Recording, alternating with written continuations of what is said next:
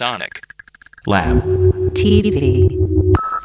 My name's Patrick. I'm currently studying the songwriting course at Bath University, and I've been testing out the Yamaha DTX-Multi 12. It's a percussion pad from Yamaha. It's sort of brand new in their front range of the DTX series. It features its main selling point is it's probably the most fully functioned pad on the market at the moment, with 12 different pads on there. And basically it's an all-in-one multi-purpose multi-percussion pad.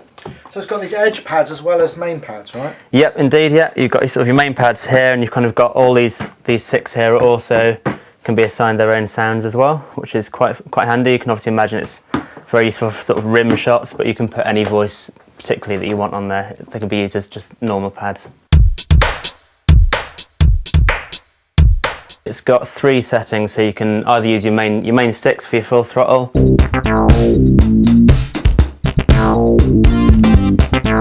It's got sort of various congas and things on there which you can play with hands.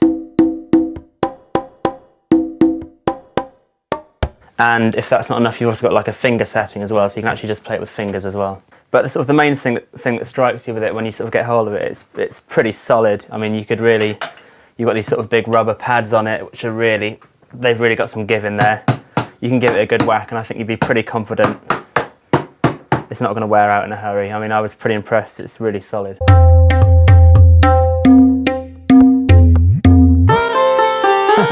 It's got a mount for a stand. It's an optional accessory, so you've got your sort of mounting points on the back there.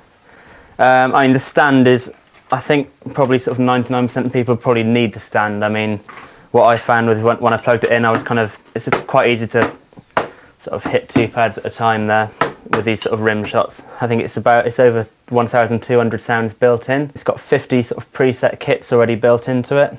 And you can also import your own sounds into it as well. It's got 64 meg internal flash memory in there as well. You could build your kits at home, turn it off, take it to a gig potentially, and everything's still there as you left it. Including the samples? Including the samples, yeah, that's correct, yeah. So if we flip it around, we've got, I think one of its main selling points is it's very connective, so you've got MIDI in and out on it, no through, just out and in.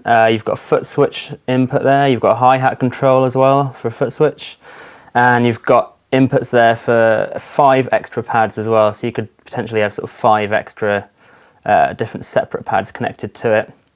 You've got an aux in with a little gain switch, so also run an aux input into there. That audio, right? That's audio, yeah, just a 1/4-inch jack. You've got a left and right output as well, obviously, and you've got a headphone socket with a separate little volume control there for that one. And if I flip it around to the side as well, what you've also got on this one is USB connectivity as well. So we've got just your standard sort of A to B lead here, which you can connect up to a computer. So is the USB, is it a MIDI drive, is it class compliant, how does it work? It's not class compliant, no. So if you plug it into your laptop or PC, you will have to install a driver. So flicking through there, you can then sort of choose your correct driver. It's got drivers sort of for Windows 7, Vista XP and Mac OS X. And you've also got a little input there for sort of your USB pen stick. So you can load your own samples and stuff? Yeah, well, I've got a couple on the pen drive here, so I'll show you. It's pretty simple once you get to grips with it. So you can literally just pop your pen drive in the side there. What you can do then is if you go to your utility import here, so we're going to shift and import, it will have a little look through the files that are on your pen drive. I mean, one little shortcoming you've got here is it doesn't recognise folders, unfortunately, so every sample you've got to put in there has got to be on the root of the pen drive. And if I go for this one, for example, that is a WAV file and it's not imported. The reason for that is it's got to be 16-bit only. So what you get then, once it's imported, you get the option to assign it to a pad. Should now have my sample on. There we go. A couple of things you need to watch out for once you've if you're going to be using audio loops rather than MIDI loops. So if I hit my pad 2 there, I've imported a loop onto there. The first thing you have to do is set it to loop continuously, as I have done there. Otherwise it'll just be in one-shot mode. So you've got either one-shot mode or loop mode. And the other major thing to watch out for is you have to make sure you set it to mono mode rather than poly mode, because if you keep it in poly mode like it is at the moment, you'll get this kind of thing happening. They'll just sort of layer the loops up again.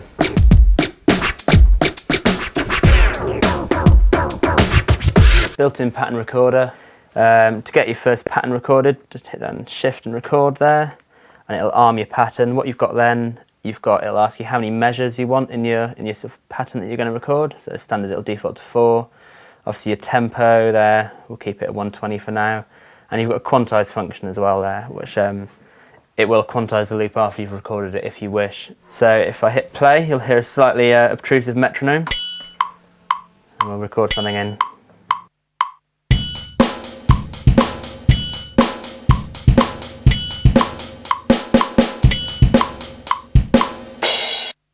And then what it'll do then, once it's recorded your loop in, it'll ask you, do you then want to assign that loop to a pad? So for the purposes of the example, we'll put it on pad 3. We should have my roughly recorded loop on pad 3, all being well. So there we go. So the pattern is recorded in. It'll automatically set the loop, turn around and loop. And then you can stop the loop happening just by hitting the So you can have multiple loops triggering as well from internal sounds?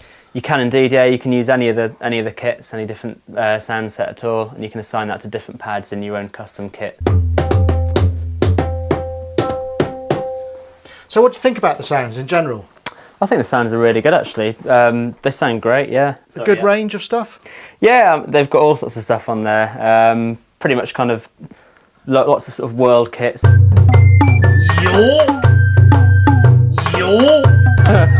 They've got a selection of acoustic kits as well, so it's pretty wide ranging, but I think the real strength is loading in your own samples. That's kind of like where its real strength is going to come in.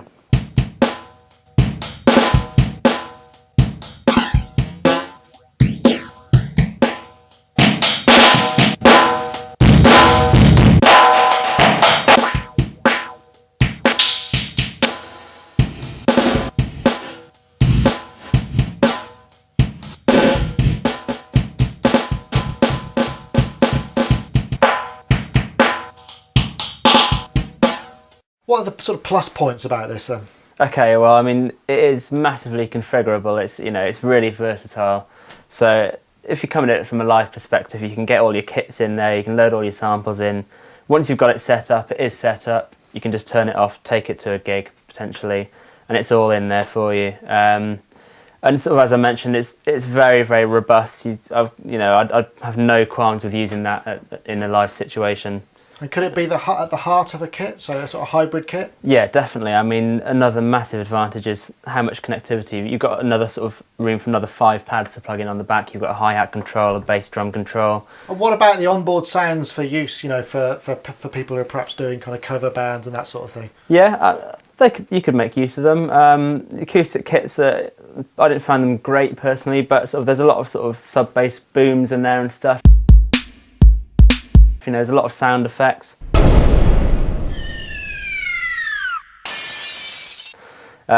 Things like that, it could be great for just to beef up your kit and give you, you know, a wealth of sort of new sounds. Okay, so one thing that I would have quite liked to see on it, I mean, you've got an aux-in input on the back at the moment. It doesn't seem massively useful without the ability to be able to sample into the unit. So that might have been a nice thing to have if you could actually record directly in via the aux input. Another thing that would have been really nice to see, you've got obviously the USB connectivity, you can hook up to the computer.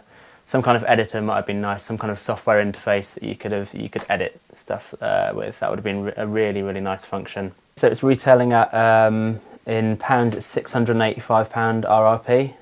You can get it a little bit cheaper than that online. And I believe it's $899 is the RRP as well. I mean, I think what you're paying for is the build quality. It is really, really robust and rugged, and I think you've just got to bear that in mind. It's obviously, it might look a little bit high at first, but you get what you pay for, I think, with this.